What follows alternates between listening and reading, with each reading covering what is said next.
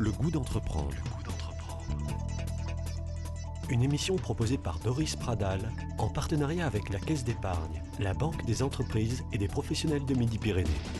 Bonjour à tous, le goût d'entreprendre s'intéresse aujourd'hui à l'immobilier. Selon un sondage IFOP, 71% des personnes qui ont vendu un bien au cours des 3 dernières années sont passées par un professionnel. Comment le secteur sort-il de la crise? Les agences pourraient-elles disparaître au profit des transactions entre particuliers? Nous en parlons avec Geneviève et Elisabeth Lacoste de l'agence Estimo. Elle est installée à Toulouse, cette agence, depuis 25 ans. Elles nous expliqueront qu'acheter un bien est un acte symbolique fort dont l'agent immobilier en est le témoin. Bonjour Geneviève Lacoste. Bonjour Elisabeth. Bonjour. Merci Bonjour. de nous rejoindre dans le goût d'entreprendre sur Radio Présence. Alors les professionnels de l'immobilier sont optimistes pour l'avenir du marché selon une récente enquête CSA. Votre agence est installée côte pavée dans un quartier de Toulouse. C'est une entreprise familiale puisque vous travaillez donc en famille, Geneviève, avec vos 2 filles qui elles aussi, semble-t-il, ont attrapé le virus du métier. Alors vous êtes dans l'immobilier depuis 30 ans Geneviève. Alors justement, comment avez-vous commencé? Qu'est-ce qui vous a séduit? Alors, ce qui m'a séduit, c'est tout d'abord l'envie de faire quelque chose de très personnel. Donc, de me lancer dans un domaine qui me permettrait de me réaliser. Et je n'ai pas trouvé d'autre voie qui puisse m'intéresser que l'immobilier. L'immobilier, c'est-à-dire que c'est la pierre qui vous a intéressé, le produit en lui-même? Le produit et le fait des rencontres que l'on a dans ce domaine. Ouais. Qui sont des rencontres, je dirais, pleines d'humanité.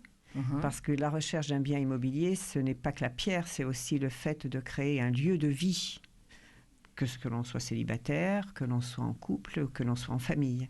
Ouais. Donc c'est vraiment ce qui m'a intéressée, c'est cette recherche très particulière. Elisabeth, vous êtes rentrée dans le métier il y a quelques années, donc vous êtes aux côtés de votre sœur dans l'agence et de votre maman. Qu'est-ce qui vous a attiré dans le métier? Qu'est-ce qui vous a séduit? Alors moi, j'avais au départ une formation juridique. Je trouvais que ça pouvait compléter.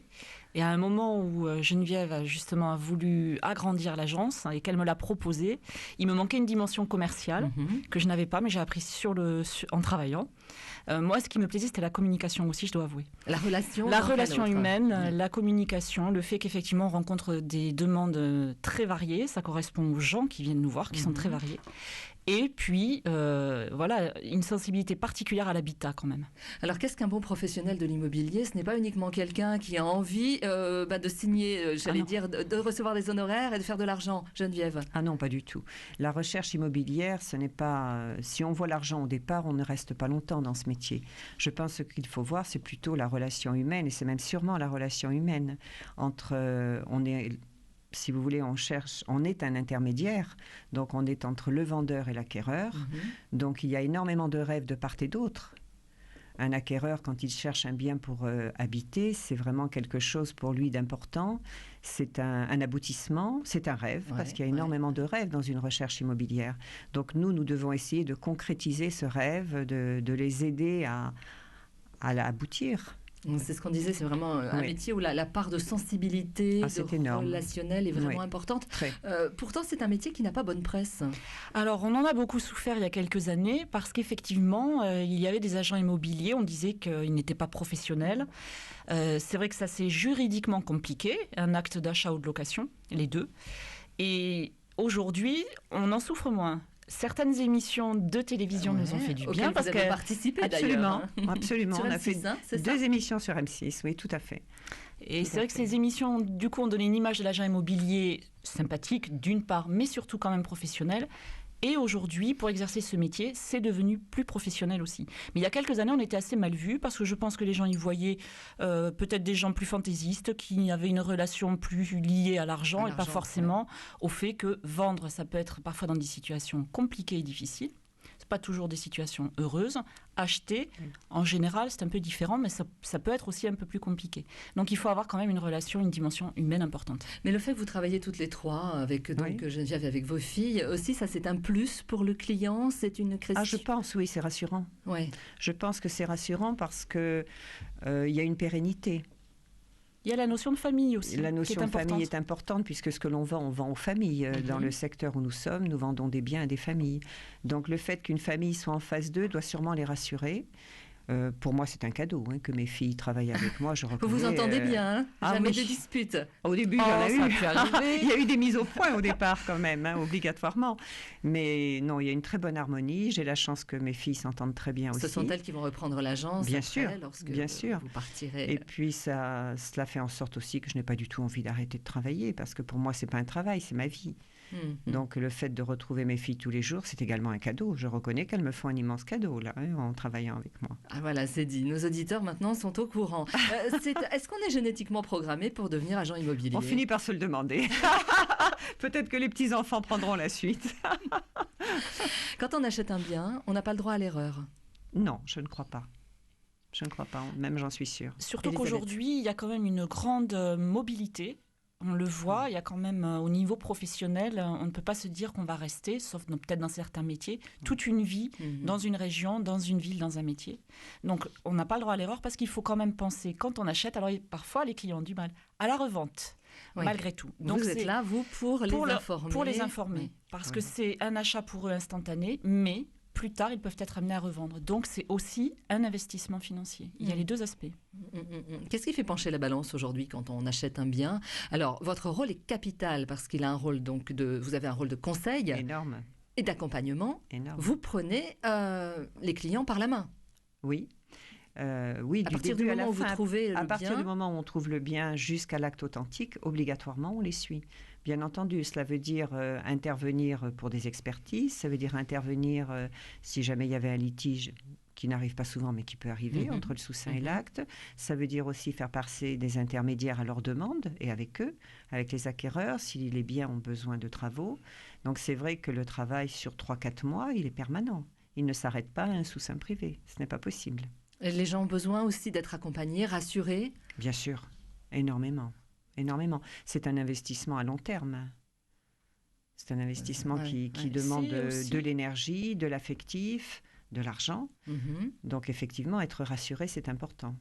Elisabeth. Il y a un cadre juridique aussi qui parfois peut leur faire peur sur un achat.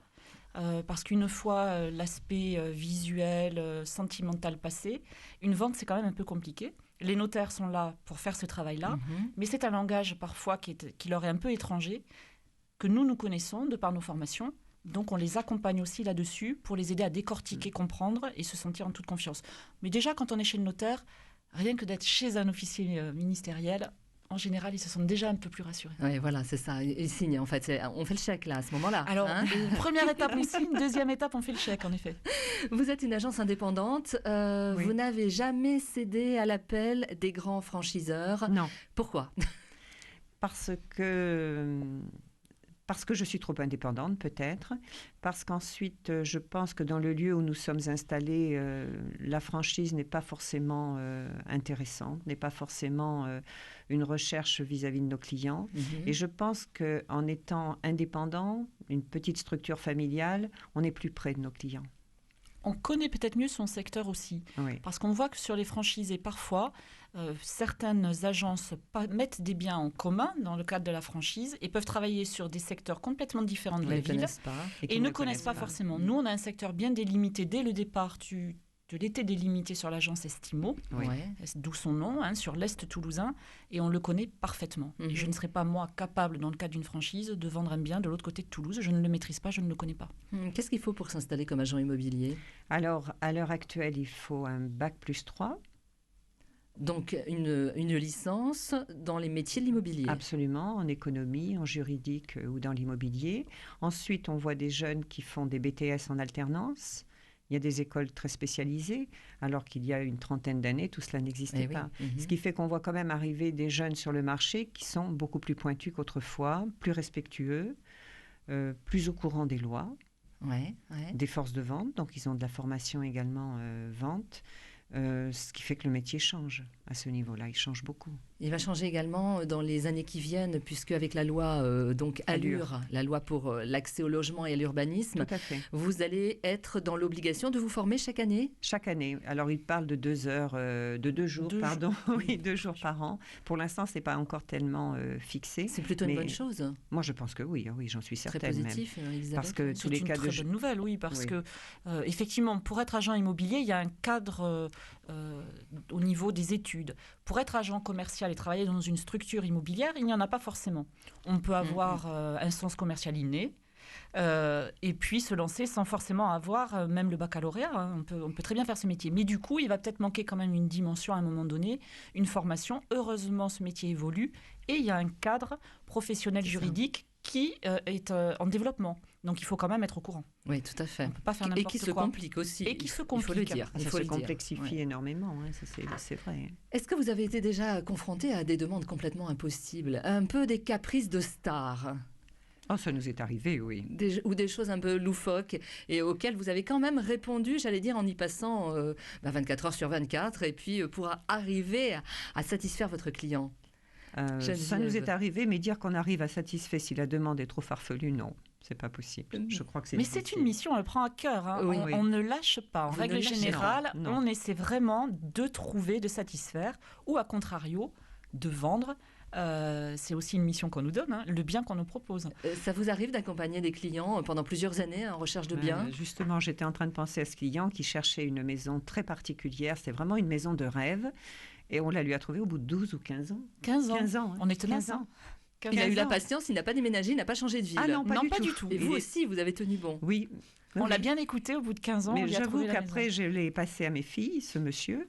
Et ce sont elles qui ont fait la visite finale et qui lui ont trouvé le bien. C'est une Mais grande 15 ans. satisfaction. Hein. Oui, oui, C'est une très 15 grande ans. satisfaction. On ne met pas toujours 15 ans, je rassure nos auditeurs. Non, parce que sinon... Je pense que sinon, ils vont se décourager sur leur acte d'achat ou leur intention d'acheter. En règle générale, un acte d'achat, aujourd'hui, c'est à peu près 90 jours en moyenne. Pour vendre un bien ou pour un acheteur, pour trouver, c'est à peu près ça. Bon, on va dire autour de 6 mois, c'est une bonne moyenne. 6 mois aujourd'hui. À peu près, ça sera à peu près ça. C'est un acte important. Donc, c'est vrai qu'il y a une grande réflexion de la part des acheteurs. Et au niveau des vendeurs, si c'est au prix, ça mettra à peu près ce délai. On va en parler dans un petit instant, en seconde partie de cette émission. On parlera également de la baisse des taux, puisque vous nous direz que c'est le moment d'acheter. Ah oui. Et puis, on reviendra aussi sur votre passion que vous avez transmise, Geneviève, à vos filles, et que l'on sent d'ailleurs derrière le micro. À tout de suite.